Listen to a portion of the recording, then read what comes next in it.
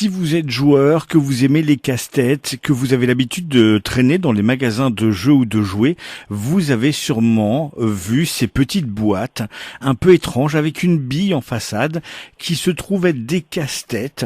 Ces casse-têtes, ils viennent de Inside the Cube qui nous propose un projet en financement participatif qui se finit très prochainement et je vous propose d'en parler avec Romain Guirette-Piotte. Bonjour Romain. Bonjour.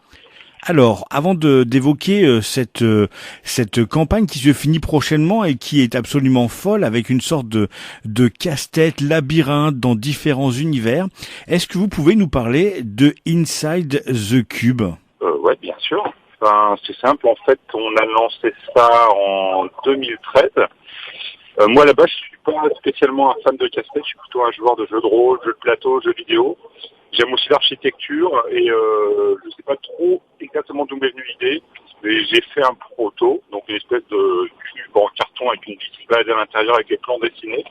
Et comme c'est arrivé à un moment où il y avait les imprimantes 3D et le financement participatif qui commençait à se faire connaître, ça m'a permis de lancer le projet, ça a très très bien marché, et voilà, on a lancé comme ça, tout simplement. C'est comme ça que j'ai lancé les tout premiers. Donc ouais, les cubes, donc en fait l'idée c'est quoi? C'est un espace qui est clos, comme si on se baladait dans une maison dont on voit pas l'intérieur, et effectivement les plans sont gravés en surface. Donc le jeu là où on libère une bille, il faut le faire traverser un cube en entier, et les plans sont effectivement tout simplement gravés en surface. Et il y a plusieurs niveaux. En fait, ce qui se passe, c'est comme le projet a bien marché, on a pu en lancer 6 d'un coup, on a relancé des projets après. Aujourd'hui, on a 13 difficultés. Donc c'est un jeu qui peut être joué par des débutants, mais on a aussi des niveaux d'une complexité incroyable, où on a fait une version sans plan, où le cube est soudé, où il faut passer plusieurs jours pour le faire. C'est une sorte de jeu d'exploration à ce niveau-là. Ça a été ça le vrai truc, le vrai plus de ce cube, c'est que vous ne vous adressiez pas simplement à des experts, mais dès les débutants, on pouvait le prendre en main, et c'est surtout que c'était assez compact, et c'est-à-dire qu'on pouvait le transporter un peu partout. Ouais, alors effectivement, c'est pas très très gros. D'ailleurs, on en a même fait la première version, ça faisait 6x6, en gros la taille d'un Rubik's. On a refait une version un peu plus petite. Pour effectivement faire des versions encore plus simples, parce que la première série était quand même déjà un peu experte dès le début.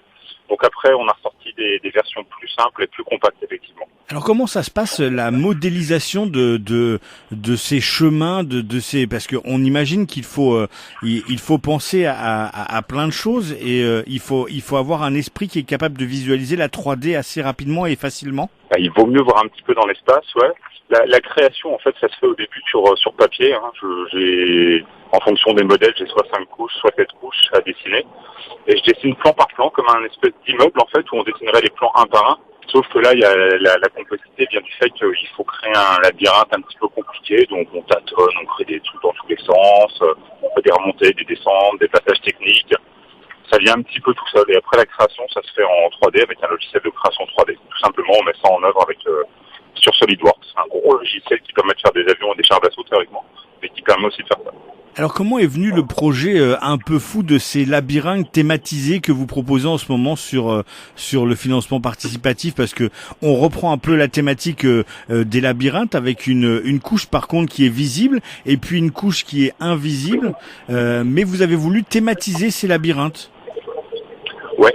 Alors ça vient d'une idée originale pendant le projet. Rapidement, il y a une personne de l'équipe qui a dit qu'il fallait en faire des plats qui tenaient dans la poche. Moi aussi, j'avais envie d'avoir une thématique. Moi, je suis plus un joueur de jeux associés à des univers. Je suis pas trop jeu abstrait. Donc, on s'est mis à deux là avec Stéphane et on a développé ensemble. On a commencé ça en février. On a essayé de faire un jeu à la fois simple.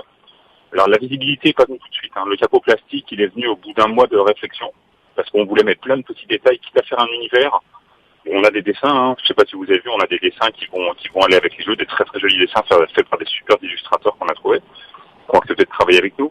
Mais on a aussi des détails. Et au départ, on s'était dit, bon, les détails sont cachés à l'intérieur du jeu, il faudra l'ouvrir pour les découvrir, mais on s'est dit c'est un petit peu stupide. Donc on a mis un capot plastique. Donc on se retrouve avec un jeu, effectivement, où on voit le petit univers dans lequel on joue, où il y a les souterrains qu'on aperçoit à travers des petits escaliers. Ça fait une espèce de mini-maquette, un mini-espace qu'on voit, avec des souterrains qu'on voit pas, et toujours ce système de plans qu'on voit. Donc on joue pas au hasard. Hein. Il y a des espèces de plans pour se repérer dans les souterrains, surtout qu'on a des super illustrations qui vont avec, quoi. Voilà.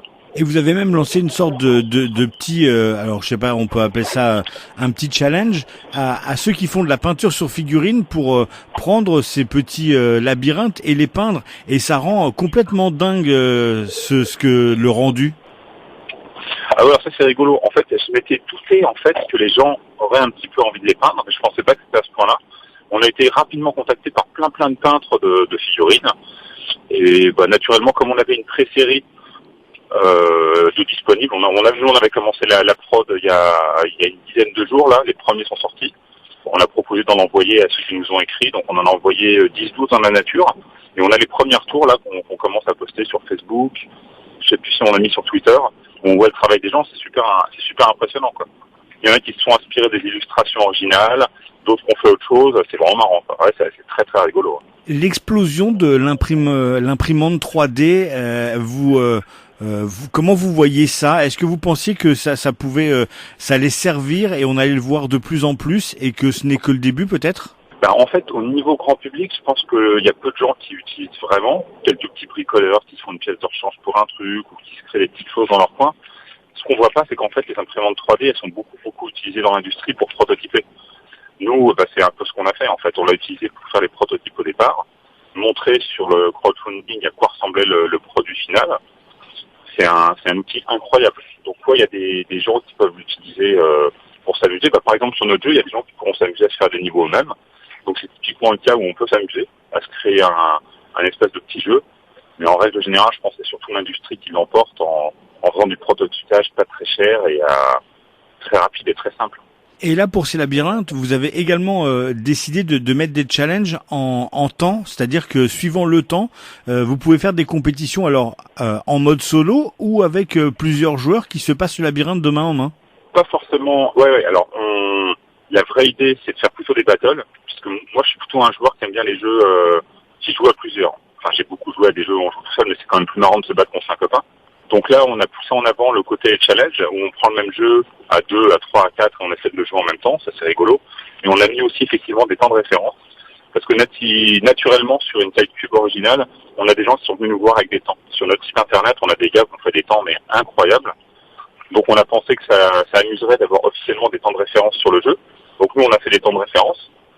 Et même on a associé à ça des petits stickers qui vont ressembler au trophée qu'on a quand on est sur PlayStation ou sur Steam qu'on joue. Je sais que les gens aiment bien ce truc-là. Donc on a fait des petits stickers que les gens pourront coller sur leur boîte. Et donc ce sera rigolo de dire, voilà, j'ai fait ce temps, j'ai battu un gars qui a fait tel temps. C'est histoire de rendre le truc encore plus ludique en fait. Est-ce que le fait que ce soit assez compact et qu'on puisse mettre ça dans sa poche, vous avez pensé au fait que ça allait se balader un peu partout et qu'il y a des risques qu'on retrouve ça même jusque dans les cours d'école? Si on est dans les cours d'école, on sera très fiers. Hein.